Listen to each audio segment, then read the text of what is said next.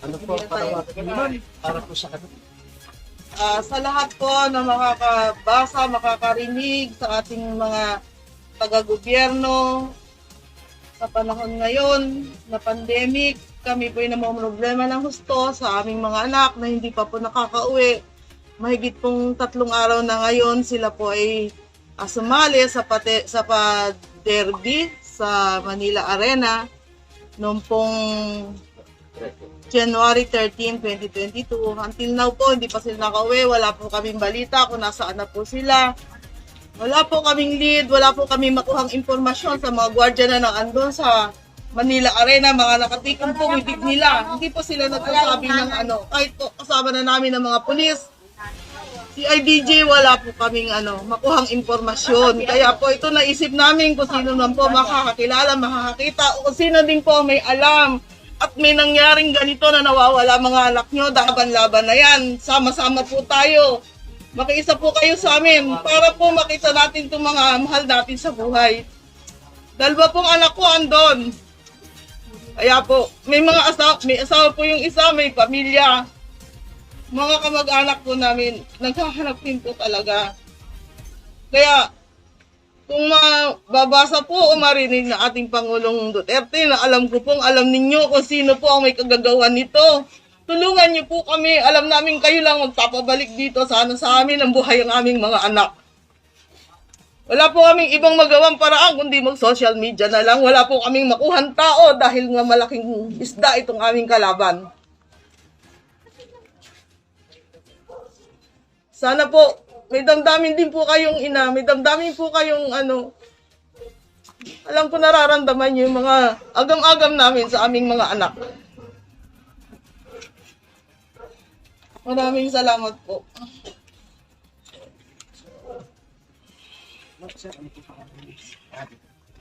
Ma'am, ay.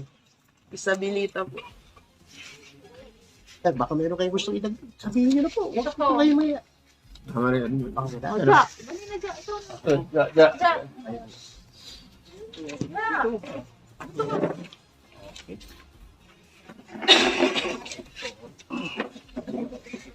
meron po kayong gustong sabihin. Kayo po ay anak, asawa, o ano po kayo, kapatid? Partner, okay, sige ma'am. Sige po, panawagan po kayo ma'am. Sabihin niyo na po lahat. Anong gusto yung sabihin? Nga ito, i-ilaw ito po. So, hindi ko po yung tulong ninyo na ibalik ko po yung partner ko. 3 araw na po silang nawawala simula no 13. May mga anak po naghihintay sa kanya. At sa mga kasama niya. Alam ko po may mga anak din kayo. May mga kumuha sa kanila. Ayaw po sila lumaki na walang tatay. Kaya po, inaano ko po yun. Inaano ko po kayo na maawa kayo sa amin. Balik na po yung mga mahal namin sa buhay. Ilang araw na po kami, ilang gabi na kami di nakakatulog. Hindi kami makakain na maayos. Sobrang hirap na po na pinagdaanan natin noong nakaraang taon. Kaya po sana, huwag niyo na po iparana sa amin na mas mahirap pa ngayong taon na po. please, maawa na po kayo. Naikiusap po kami sa inyo. President Duterte, hindi po ako natulong sa inyo kasama yung asawa na nakawala. Natulungan niyo po kami para mahanap yung mga asawa namin na mahal sa buhay. Marami po kami pamilya. Ay, hindi nakakatulong. Hindi namin alam kung ano na po nangyari sa kanila. Hindi na po tulungan niyo. Okay. Sa picture yung mga kasama. Kasi wala. Secretary Anyo, Sir, hawakan niyo po yung ano niyo. kami po ay humihingi ng tulong sa inyo para sa ikalagbutas ng aming nawawalang mga anak. Pakitulungan po ninyo kami. Ulitin niyo po sir, sino po? Ano po nawakan niyo? Hindi atala po kanina. Kailang po ang aming pag-asa para malutas itong problemang ito. Para may labas lang yung mga anak namin kung buhay pa o patay na. Kaya nawagan po ako sa inyo, Pangulo, Rodrigo Duterte, Senator Bongo, Senator De La Rosa, Secretary Anyo, na sana tulungan nyo kami. Ako po isang retirado, sundalo rin. Nakasama rin yun sa gobyerno. Humingi po ako ng tulong sa iyo. Sana matulungan nyo kami. Marami na pong nangyari dito na ganitong para-parehas ang kaso sa sabungan na ito. Ngayon lang kami humingi ng tulong sa iyo. Ngayon lang namin naibulgar ito. Sa mga kagagawa ng mga management na ito ng Manila Arena. Manila Arena na under management ng isang untouchable na tao. Sana tulungan ninyo kami. Mahal na Pangulo, mahal ka namin.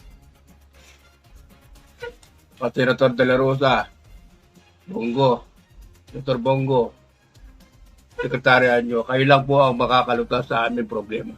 Maraming salamat po. Sa ating lahat ng ahensya ng gobyerno na maaaring makatulong sa pagkawala po ng aking anak, ng aming mga anak. Sana po nabigyan niyo kami ng impormasyon kung nasaan sila naroon ngayon. Na sana naman po ay buhay pa sila na wala pang nangyayari. Kaya nga po umaasa kami sa tulong ng ating gobyerno na ito maibalik sa amin ng matiwasay at na sa ganun mawala yung sama ng mawala yung aming agam-agam na ang aming anak ay kung ano na nangyari. Hindi po natin iparating sa ating mahal na presidente na tulungan po nyo kami sa aming sitwasyon ngayon sa pagkawala po ng aming mga anak. At yan po ay malaking pakinabang namin kung kami po matutulungan nyo. Nandito ako ngayon, ang hagupit una sa lahat katotohanan sa bahay ng isa sa naging biktima na nawawala na si Randel Cristorum at aking kapanayam ngayon ang kanyang mga tiyahin, magulang at kamag-anak, gayon din ang lolo o lola na sila po ay mananawagan sa publiko tungkol sa pagkawala ng kanilang mahal sa buhay. Atin po silang pakinggan.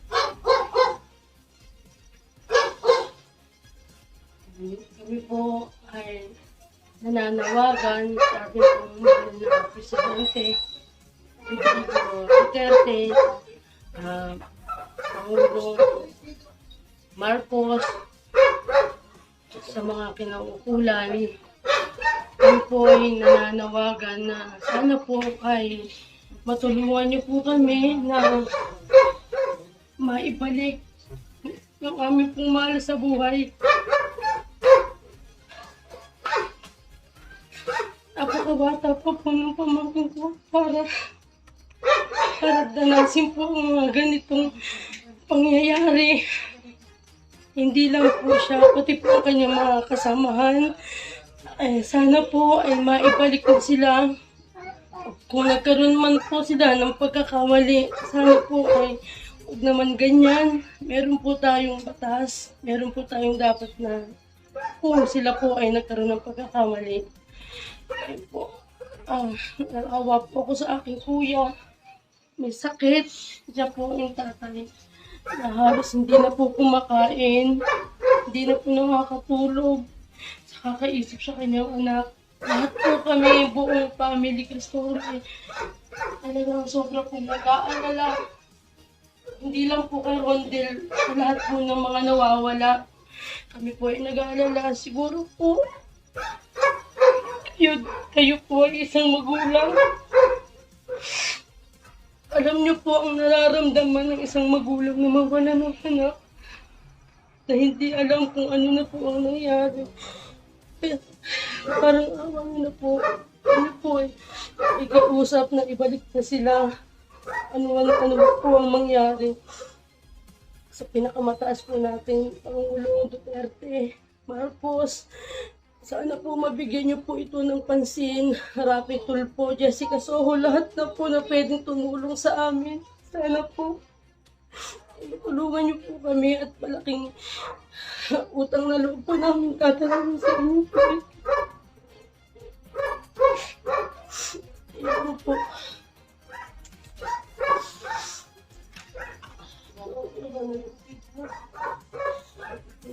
Tatay. Hindi na po. Tayo pa ka po kayo sabihin. Ito po ay international broadcast. Hindi na po yan national. Sabi mo lang, balik ko ang anak ko.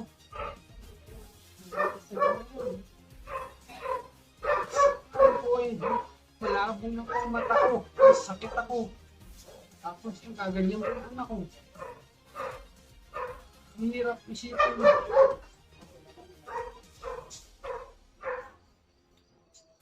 Isang magulang. Iisip gabi-gabi sa anak. Hindi na kami makatulog, hindi makakain, hindi namin alam kung ano nangyari sa bata.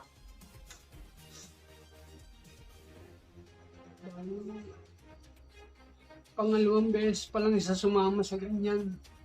Tapos, ganyan pa nangyari. Humingi po kami ng tulong sa mga tao na pwede tumulong sa amin, sa mga senador.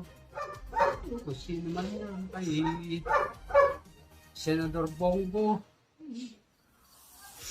Senador Tito Soto, kasi butante kami, buboto namin sila eh. Para baka matulungan niya kami. Kay President, candidate President Bongbong Marcos, sa lahat ng tumatakbo ng pagkapangulo, humingi po kami ng tulong para maibalik po yung aming anak. Yun lang po. Salamat po. Kami sasabihin.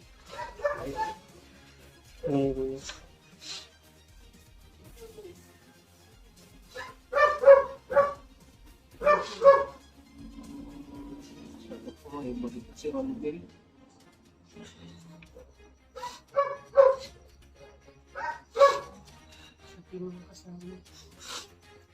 Mga kasama niyo ang nawala.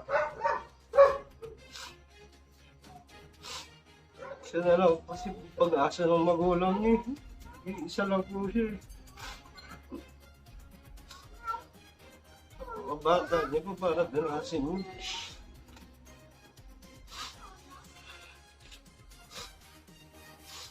Ang Duterte, tulungan niyo po kami.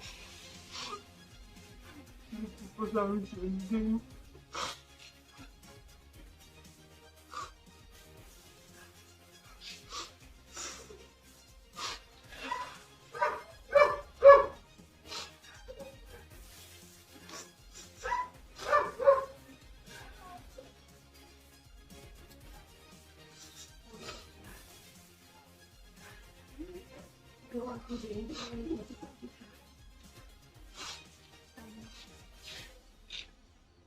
mga nakaupo ngayon. Pangulong Duterte kami pa nananawagan sa mga nawawala, lalo na po kayo din. Mabait na bata yung nag-iisa. Sila ang pag-asa ng mga magulang, may sakit ng ama. Nag-iisa, nagtataguyod yung ina. May pangarap niya sa mga magulang niya. Parang awan niyo na. Tulungan niyo na maibalik yung mga nawawala, lalo na si Oding Cristoro. Sana po matulungan niyo maibalik sila lahat. Ang mga magulang nila nag-aalala na. Hindi namin alam kung nakakain o natutulog sila. Kung saan sila natutulog. Parang awa yun na po sa mga kinaukulan na. Lalo na kay Pangulong Duterte. Tulungan niyo po, may balik ka ba? Yung mga nawawala, hindi po namin alam kung saan sila ngayon. Sana po matulungan niyo. Salamat po.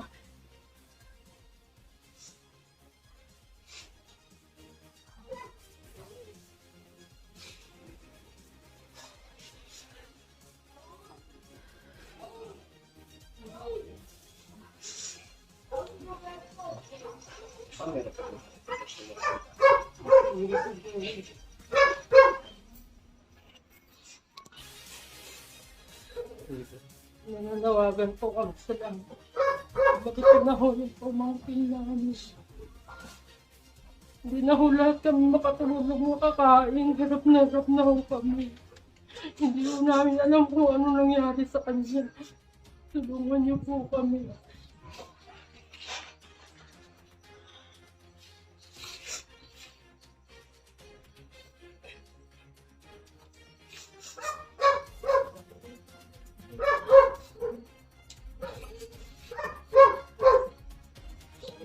Bukas po na.